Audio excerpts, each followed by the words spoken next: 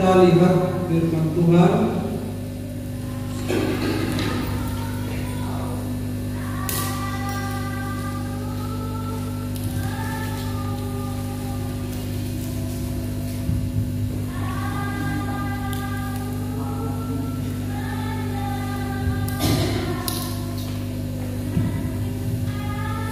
Mari kita buka Alkitab kita di dalam Lukas pasal 24 ayat 51. Lukas 24 ayat 51. Mari kita baca bersama-sama kalau sudah ketemu. Lukas 24 ayat 50.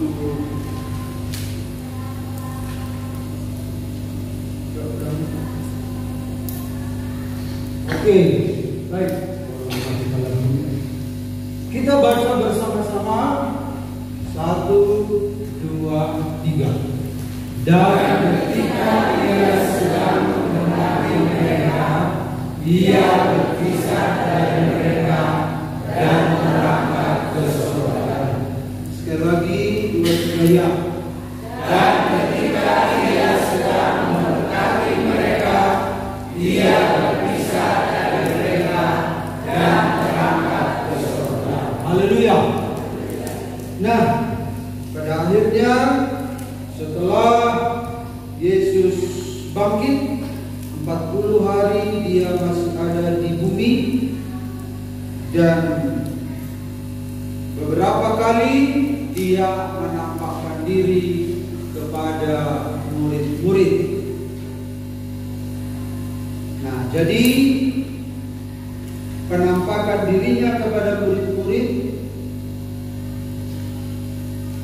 selama 40 hari itu tidak seintens ketika dia belum mati, ya. Kalau dia belum mati, dia terus setiap hari. Setelah mati dan bangkit, dia hanya menampakkan diri sesuai dengan kehendaknya. Jadi tidak terus setiap hari, tetapi berkali-kali. Kalau sebelum dia mati, Yesus makan, minum, tidur bersama-sama dengan murid-murid selama 3,5 tahun. Kadang mereka berpisah ketika Yesus berdoa. Setelah itu bersama-sama lagi. Tapi setelah dia bangkit, dia hanya menampakkan diri secukupnya kepada murid-murid. Tapi dia masih ada di bumi pada waktu itu. Dan tibalah waktunya sesuai dengan agenda. Jadi Tuhan itu bekerja dengan agenda, ya. Perencanaan. Setelah 40 hari lalu dia berangkat ke surga, berangkat ke langit. Disaksikan oleh 500 murid, 500 orang. Jadi Yesus itu melakukan sesuatu, ada saksinya, ya. Dia lahir ada saksinya, dia mati ada saksinya, dia bangkit ada saksinya, dia naik ke surga ada saksinya. Jadi Yesus tidak melakukan sesuatu tanpa bisa disaksikan.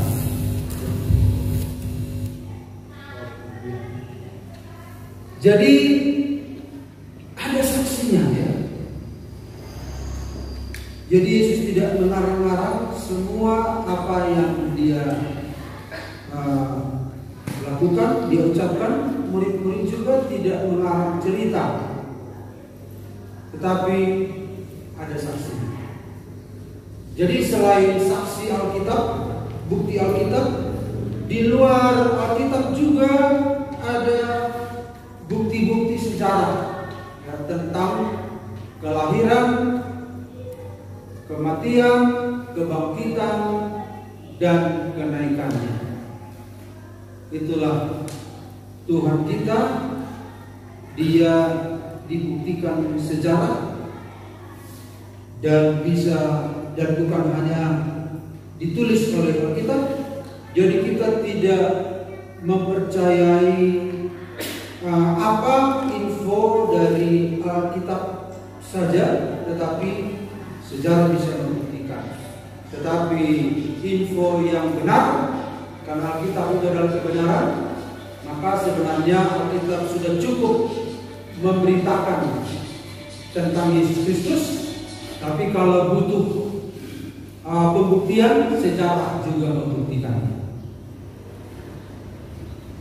Dan Yesus naik ke surga.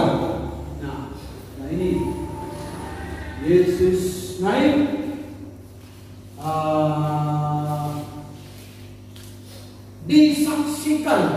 disaksikan oleh 500 orang.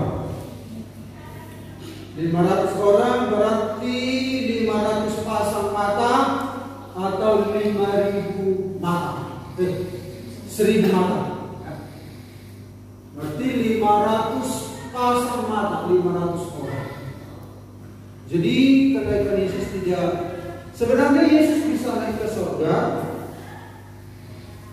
Dia bisa naik ke surga diam-diam, dan dari surga dia bisa berkata, "Hei kalian jangan cari aku sudah di surga ya." Bisa ya. Nah, tetapi kenapa perlu ditunjukkan? Bukan? Jadi tadi nyanyian kita Immanuel, Allah beserta kita. Allah yang tidak bisa dijangkau. Jadi Immanuel ini antonimnya itu adalah ini Immanuel itu imanen. Antonimnya transenden. Transenden artinya jauh, tidak bisa dijangkau oleh manusia. Allah itu transenden, tetapi juga imanen, bisa dijangkau. Makanya Rasul-Rasul berkata, apa yang telah firman hidup itu telah kami lihat, kami dengar, kami raba dengan tangan kami saksikan, itulah yang kami tuliskan dan kami beritakan kepada-Nya. Jadi Allah yang transenden itu, yang tidak bisa dijangkau, yang adalah Roh itu, Dia imanen, Immanuel, turun ke dunia. Jadi Allah kita itu, kekristenan itu bukanlah sebuah agama, saudara-saudara, imajinasi, tetapi kekristenan itu adalah sebuah kenyataan. Ya. Allah kita itu Allah yang tidak terlihat, dan Dia menyatakan diri, Immanuel, imanen, transenden, imanen.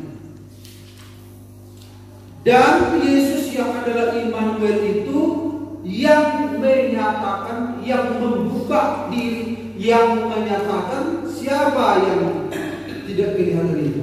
Ya. Jadi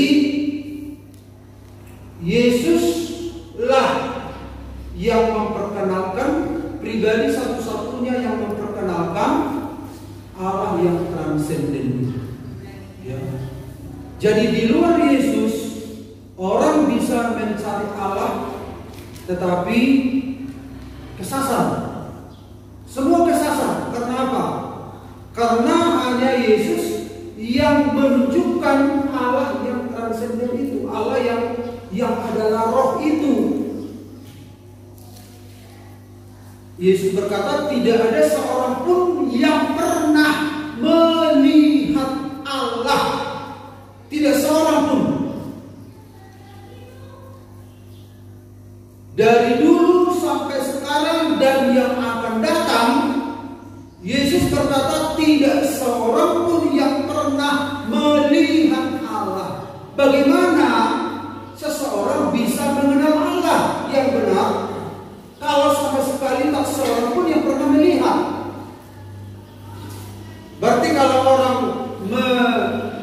berusaha mencari Allah yang tidak terlihat itu pasti kesasar.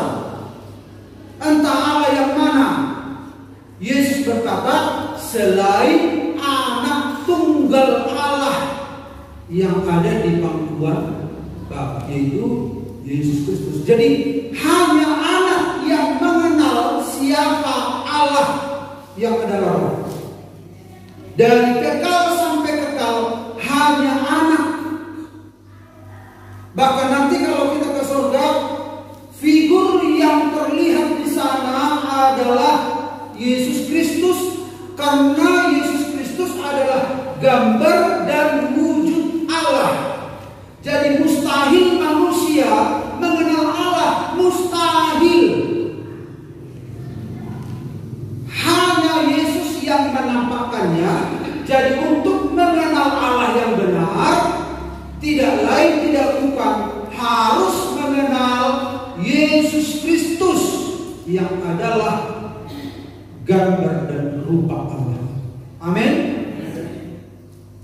Makanya berbahagia Bapak Ibu percaya kepada Yesus. Agama-agama di dunia hanya menyasar Allah yang akhirnya sesat. Karena nggak tahu di mana. Jadi yang menampilkan Allah yang benar hanya Yesus Kristus. Itu Alkitab mengatakannya. Dan kita sudah melihat minggu kemarin nama Allah itu sebenarnya bukan nama sebenarnya, karena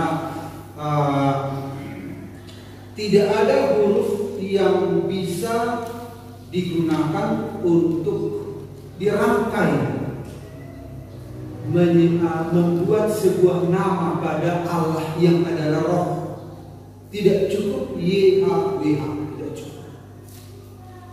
Makanya YHWH itu adalah kepanjangan dari EY Aser EY. Artinya adalah aku adalah aku. Jadi sebenarnya namanya gak bisa dirangkai oleh huruf-huruf. Dia mengatakan aku adalah aku. EY Aser EY dalam bahasa Ibrani. Nah, itu makanya disingkat jadi YHWH.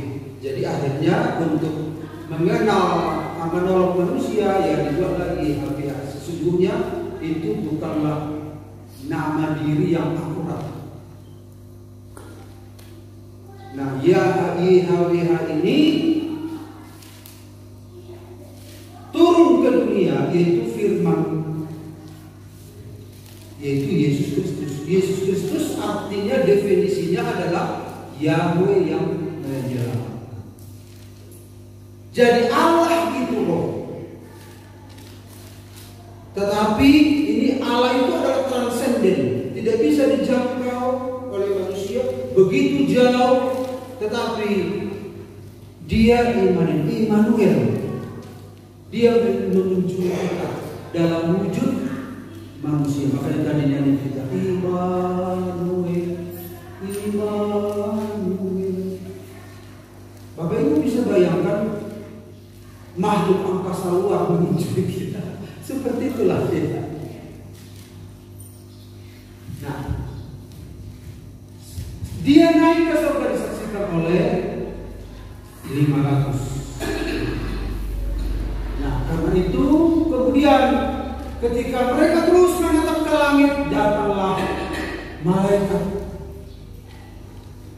supaya apa? Menyadarkan mereka, menyadarkan murid-murid Yesus yang kalian lihat naik ke surga, Dia akan datang kembali. Dan pada akhirnya mereka disuruh ke Yerusalem menantikan janji Bapa. Nah, biasanya kalau kita merayakan hari kenaikan Kristus, Bapak Ibu sudah hafal tentunya apa makna kenaikan Yesus Kristus ya. Maknanya pasti sudah hafal. Dan sudah banyak kita dengar. Supaya apa? Supaya Roh Kudus turun. Supaya apa? Menyediakan tempat bagi kita. Apa makna kenaikan Yesus Kristus? Untuk menunjukkan bahwa bumi ini sementara dan ada sebuah tempat yang sedang Dia tuju. Dan umumnya adalah supaya Roh Kudus turun. Itu makna. Tetapi pada hari ini kita akan melihat kebenaran-kebenaran Alkitab tentang bagaimana kita bisa memahami makna kenaikan Kristus. Yang pertama, mari kita lihat, sebab kami tidak memperhatikan yang kelihatan, melainkan yang tak kelihatan. Karena yang kelihatan adalah sementara, sedangkan yang tak kelihatan adalah kekal. Jadi kita lihat lewat ayat ini ada dua dimensi, ya. Ada dua dunia, yaitu yang kelihatan, yang tidak kelihatan. Yang kelihatan dikatakan itu sementara, yang tak kelihatan kekal. Jadi ada dua bagian, dua dunia. Saya bilang nanti kita berpikir bahwa bumi, bukan ya, dua dimensi, roh dan materi, rohani dan materi, ya. Nah, dari sini kita lihat, jadi kenaikan Yesus Kristus itu adalah yang pertama menggapai batas hubungan dunia materi dan rohani. Jadi selama ini dunia materi dan dunia rohani itu batasnya begitu jauh. Jadi ketika Adam ada di Taman Eden, kedua dimensi ini bersatu di dalam dirinya dan di dalam Taman Eden. Tapi ketika Adam berdosa, dia tanda kutip terjebak di dunia materi. Terjebak, nggak bisa keluar ke alam yang rohani. Dia terjebak karena apa? Dia tidak ada komunikasi lagi. Dia terbatas. Dia hanya ada di alam materi. Ya begitu kira-kira ya. Dan dia tidak bisa mengakses yang rohani. Karena dia sudah mati secara. Jadi kenaikan Kristus ini dia akan menghubungkan nanti secara besar-besaran. Tapi ketika manusia jatuh dalam dosa, Yesus sebenarnya sudah memulai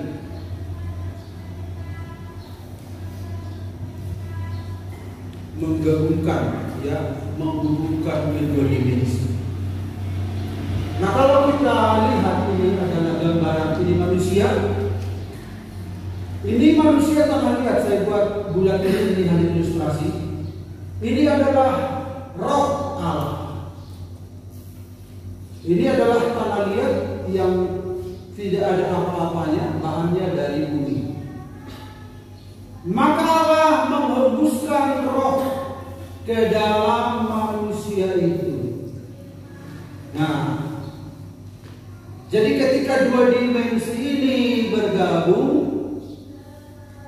maka ini disebut jiwa, pikiran, perasaan, kehendak. Jadi jiwa ini adalah istilah yang digunakan berkenaan dengan penggabungan antara yang rohani dan yang materi. Jadi pikiran, perasaan, kehendak ini dibawa oleh roh itu. Karena roh itu bukanlah angin begitu tanpa kesadaran, Jadi ketika Allah meniupkan roh kepada tanah itu, roh yang ditiupkan bukannya seperti angin bertiup begitu. Roh itu punya kesadaran. Roh itu hidup. Karena itu berasal dari Allah. Nah, kesadaran itu ketika bersentuhan dengan tanah liat ini, maka itu disebut jiwa, ya. Nah,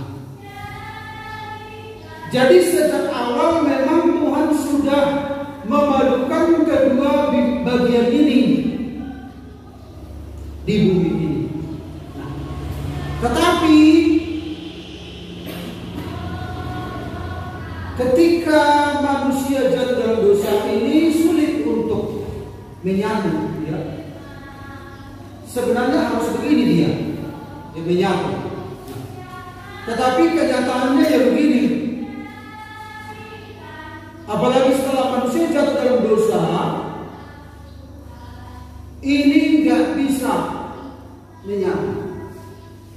Makanya nanti ketika Yesus naik ke surga, Roh Kudus dicurahkan, maka Tuhan mau supaya kita diberikan kemampuan oleh Tuhan untuk mengontrol daging kita. Makanya nanti ada istilah dipimpin oleh roh. Daging ini, badan ini enggak dosa, enggak apa ini, enggak. Tuhan menciptakan manusia itu awalnya walaupun bahannya tanah liat, tetapi akan hidup selama-lamanya. Jadi walaupun bahannya dari tanah bukan berarti akan binasa, tidak. Tetapi untuk hidup abadi bersama dengan Tuhan. Jadi kalau kita masih ingat firman Tuhan, kalau Bapa itu tanda kutip wadahnya firman dan roh, sementara jiwa dan roh ini wadahnya adalah Tuhan. Tetapi yang menggerakkan tubuh ini seharusnya adalah ini, ya.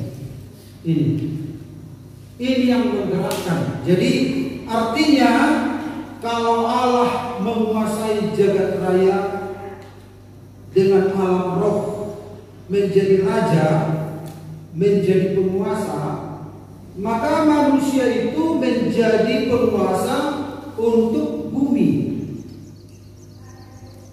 Dengan cara apa? Digerakkan oleh manusia batinnya untuk melawan. Tetapi kenyataannya manusia itu jatuh dalam dosa, akhirnya ini nggak bisa sinkron. Jadi peperangannya di sini. Jadi jiwa itu adalah irisan antara roh dan tubuh. Andai kata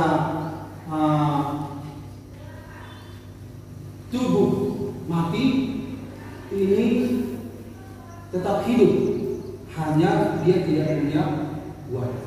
Jadi dari dulu memang dunia materi dan dunia rohani ini telah direncanakan oleh Tuhan untuk bersatu. Jadi dunia materi bukan jahat, bukan negatif sifatnya.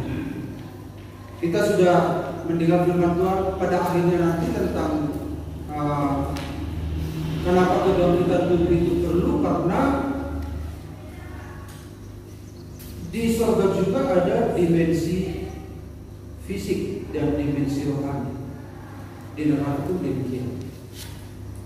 Jadi ada perpaduan. Nah, inilah yang harus terjadi sebenarnya, ya, dikuasai. Nah, jadi ini belum bisa terjadi, tetapi anak-anak Tuhan sedang berproses untuk dikuasai oleh manusia batinnya ini untuk menggerakkan tubuh kita. Nah, mari kita lihat kenyataannya ini nggak bisa. Ini yang disebut dengan manusia rohani, manusia duniawi, dan manusia apa ya? Ada tiga kan manusia duniawi, manusia rohani, dan manusia dalam masalahnya belajar ini. Manusia orang percaya yang hidup di dalam daging. Manusia duniawi, manusia rohani, dan manusia rohani yang hidup dalam daging. Ya begitu kira-kira kalau maksudnya. Jadi di sini sebenarnya apa kita pergolakan di dalam kekristenan itu begini, ini sebenarnya dari sisi apanya, psikologinya, ya. Seringkali manusia daging kita ini gak rela dikuasai oleh manusia batinnya. Jadi manusia batinnya kita itu hendaknya menggerakkan tubuh kita mengeksekusi kebenaran-kebenaran. Nah, contoh ini mari kita lihat dari Roma 8:11. Dan jika roh Dia yang telah membangkitkan Yesus dari antara orang mati diam di dalam kamu itu kita yang dari tanah liat, tetapi ada dimensi rohani yang Tuhan berikan lagi kepada kita. Maka Dia yang telah membangkitkan Kristus Yesus dari antara orang mati akan menghidupkan juga tubuh yang fana itu oleh rohnya yang diam di dalam kamu. Jadi Bapak Ibu bisa lihat dua dimensi ini terlihat di sini. Jadi sebenarnya kita manusia ini sebenarnya adalah makhluk rohani yang mendiami tubuh. Kita ini makhluk roh sebenarnya yang mendiami tubuh. Tapi tubuh kita susah dikendalikan. Makanya nanti kuasa Roh Kudus akan menolong kita. Aku akan pergi kepada Bapa dan Dia akan memberikan kepada penolong, Parakletos, menolong. Jadi ada dua penolong yang Allah berikan kepada manusia, yaitu Yesus Kristus adalah Parakletos yang pertama, penolong, menolong kita. Kemudian Roh Kudus menolong kita ke dalam seluruh kebenaran. Ini kebenaran rohani yang sedang terjadi dalam pribadi kita. Mari kita lihat Yesus. Ini yang sensitif ini. Jadi mungkin saya tidak tunjukkan nanti ekstrim di sini, tapi saya akan hanya membandingkan dengan manusia. Ini adalah Yesus. Nah, Yesus adalah logos itu. Logos itu kan sifatnya roh. Ya. Dia mendapatkan tubuh dari Maria. Ya. Ini adalah Yesus Kristus. Ini tubuhnya. Jadi kalau nanti Bapak Ibu lebih dalam, Bapak Ibu lihat doktrin-doktrin, di situ ada istilah mengatakan dua natur. Ya, di situ dua natur, ada natur manusia, ada natur ilahi. Tapi gambar ini menunjukkan satu natur, ya. Tahu Bapak Ibu natur? Dikit sangat ada istilah nature. Oke lah, nggak apa-apa. Nah, ini hanya menolong kita membandingkan dengan Adam tadi. Nah, Yesus bisa menguasai tubuhnya. Nah, jadi harus sampai seperti ini, sampai dia bisa. Jadi ketika tubuh itu ditaklukkan oleh dimensi roh ini, itu yang Tuhan mau. Makanya tidak berdosa.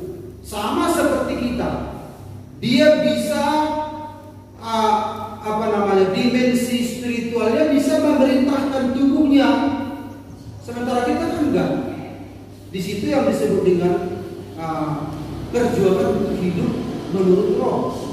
Yesus itu begini dia sudah bisa hidup menurut roh, dia memenangkan peperangan, dia bisa menghidupi kemanusiaan itu dengan kemenangan. Makanya perjuangan itu perjuangan murni seperti manusia, tidak ada saudara-saudara sebuah dia tidak punya keunggulan yang berbeda daripada kita, sehingga Yesus punya alasan meminta kepada kita untuk hidup seperti dia. Persoalannya kan manusia, dimensi rohani kita gak bisa seirama dengan tubuh kita ini. Jiwa kita pun gak bisa diperintah untuk memerintah tubuh kita. Tapi Yesus berhasil. Makanya dia disebut dalam segala hal dia disamakan dengan kita, hanya tidak berdosa. Yesus memberikan teladan. Nah, pada akhirnya apa yang terjadi? Setelah selesai mengerjakan tugasnya, dia menebus dosa kita, dia memberikan teladan pada kita, dan dia naik ke surga. Jadi saudara-saudara, tetap dunia materi dan rohani ini berpadu. Jadi di surga pun demikian. Jadi dia sedang menembus batasan-batasan ini sehingga bisa dipadukan sesuai dengan rencana Allah. Kemudian mari kita lihat yang berikut. Yang kedua adalah makna kenaikan Kristus, yaitu pengangkatan tubuh menuju kehidupan abadi. Jadi ketika Yesus naik ke surga,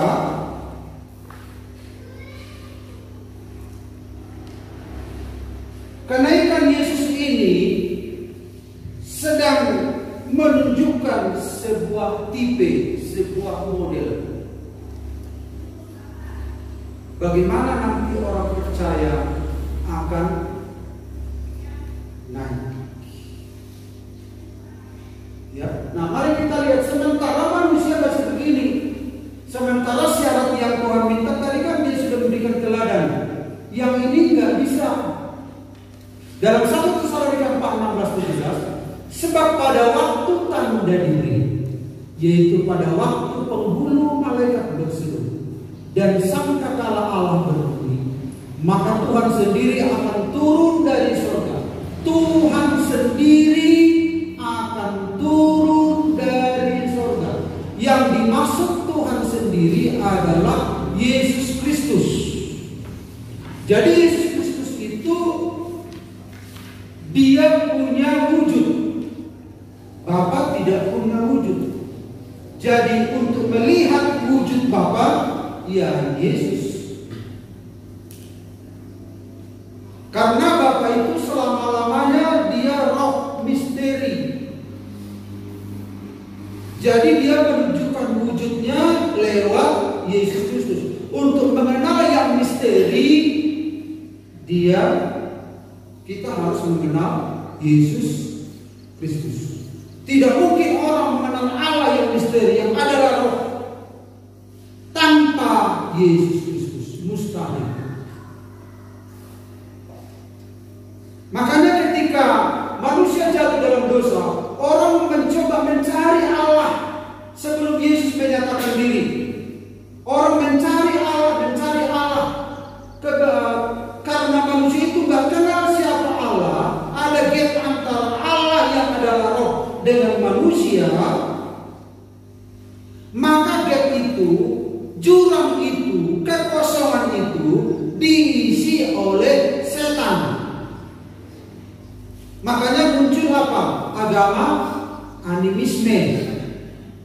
dinamisme, totemisme, animisme adalah kepercayaan kepada roh-roh nenek moyang. Karena manusia buta, tidak kenal siapa Allah, tetapi ketika ada kekuatan yang menawarkan diri, wah, opung muda, begitu kan? Kaget orang ini. Tidak ada pernyataan diri sebelumnya selain ini. Nah ini akhirnya orang menyembah sumama, menyembah nenek moyang, menyembah roh-roh. Kemudian muncul dinamisme. Dinamisme adalah kepercayaan kepada kekuatan benda. Karena manusia menyadari siapa Allah itu. Manusia itu mencari yang lebih kuat dari dirinya, tetapi iblis menawarkan. Makanya manusia percaya apa? Kepada kekuatan benda. Dibuat di rumahnya apa? Jimat-jimat. Dibuat di dompetnya ngingini aili. Dibuat di sininya gelang pertahanan di daging atau kalung. Itu dinamisme. Kalau lepas dari itu dia merasa siapa yang melindungi aku, siapa? Nah, kita tentu punya cincin, punya perhiasan, tidak ada unsur kepercayaan. Itu hanya dekorasi dalam gereja. Tapi banyak orang percaya dia untuk pergi merantau pakai apa? Pakai jimat. Supaya rumahnya aman, maka ditulis di situ pakai kapur deban, pakai silau. Asal masuk homang, menang masuk ada tehesia sosok muda ini. Balas di lokor. Jadi dibuat apa? Dibuat hapur di deban, silau di sini. Boy hapur di deban mengabadi. Kenapa bisa demikian? Karena tidak mengenal Allah yang benar. Ada juga percaya kepada totemisme namanya, yaitu paham kepercayaan terhadap bahwa dalam binatang-binatang ada kekuatan. Misalnya kalau orang Batak ada memang sebagai dekorasi, ada memang kepercayaan. Ini harus dibedakan ya. Kalau dekorasinya adalah kepala kerbau dan tanduk dekorasi, ya oke saja. Tapi kalau berdasarkan kepercayaan, asal dilindungi kita, dilindungi kita, itu sudah kuasa kegelapan di sana. Kepercayaan kepada binatang-binatang, misalnya di negara-negara banyak itu, di India, di Cina, itu kepercayaan kepada binatang-binatang. Dan Tuhan menghukum Mesir 10 hukum, 10 tulah. Tulah itu sebenarnya sedang menghukum dewa-dewa sesembahan Mesir. Bukan itu perwujudan Allah kita. Allah kita wujudnya adalah Yesus Kristus. Dan wujud ini bukanlah di dalam gambar Yesus. Makanya ada gereja dulu saking ekstrimnya nggak boleh ada gambar Yesus di rumah. Itu terlalu ekstrim. Boleh saja, tetapi kita tidak menyembah gambar. Yesuslah yang kita sembah tanpa ditolong oleh imajinasi kita tidak perlu ditolong oleh gambar. Kadang kan di sebuah gereja ada gambar Yesus besar sekali. Kenapa dibuat gambar besar?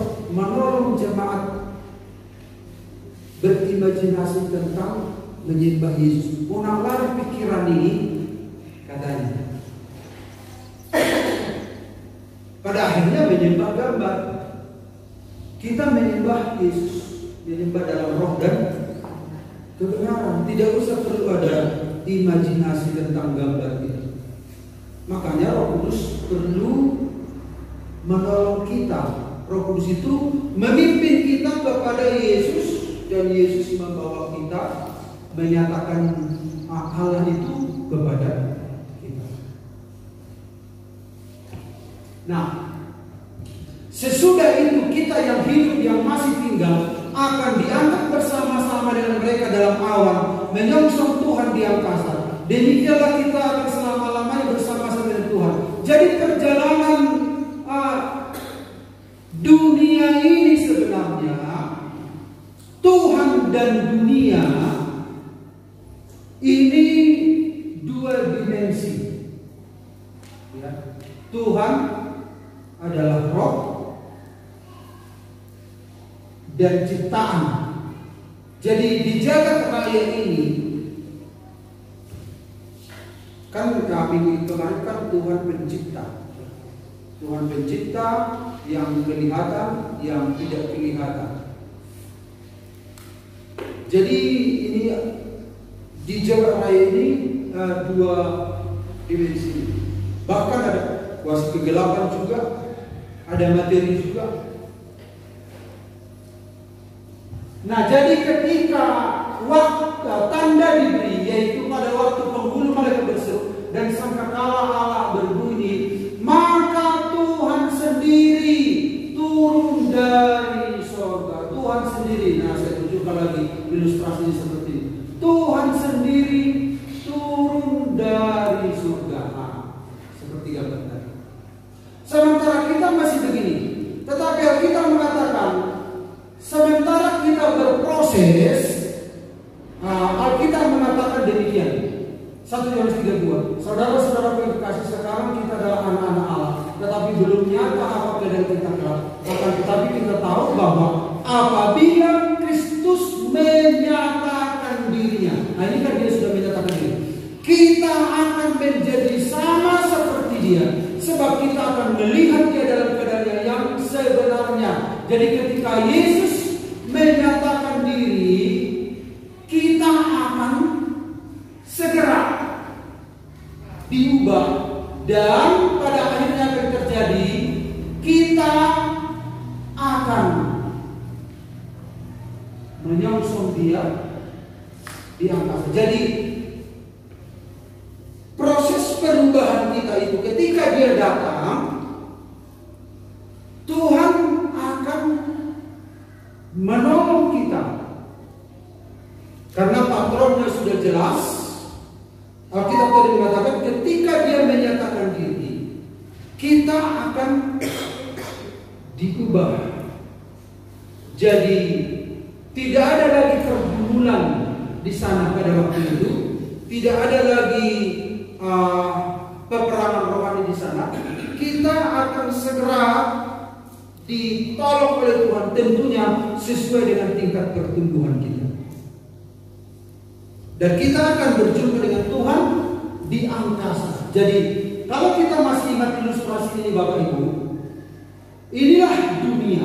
Ya, ini saya gambarkan sampah. Di dalam sampah ini banyak benda-benda. Nah, misalnya kita sedang mencari paku, kan ini banyak sekali paku bertebar. Ada plastik, ada batu, ada kertas dan lain sebagainya. Bagaimana caranya? Diturunkanlah magnet. Otomatis magnet itu menarik paku itu. Artinya magnet itu hanya menarik yang sejenis dengan dia.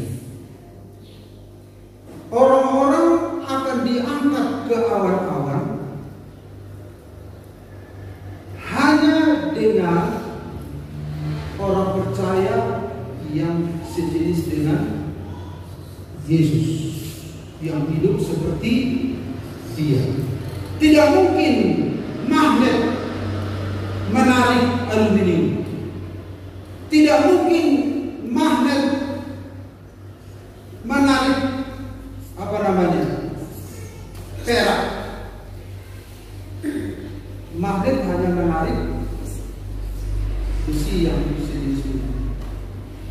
Jadi orang yang diangkat oleh Tuhan, bertemu dengan Tuhan di angkasa, hanyalah orang-orang yang hidup di dalam Tuhan, yang berjuang, yang hidup seirama dengan dia. Amin. Makanya dia terangkat ke surga menunjukkan kamu pun akan diangkat nanti ketika aku datang, kita akan bertemu. Ada pertemuan kan seperti magnet itu. Dia ketika penghulu malaikat membunyikan sangkakala, Tuhan sendiri akan turun dari surga dan kita akan diangkat.